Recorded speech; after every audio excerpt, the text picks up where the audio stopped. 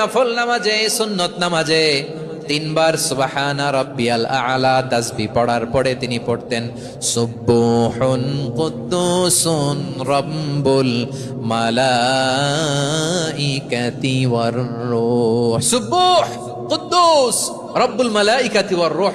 সিজদায় লুটিয়ে পড়ে বিষ্ণুনবী এই দোয়াটা পড়তেন নফল নামাজে, সুন্নাত নামাজে কিংবা তাহাজ্জুদের নামাজে।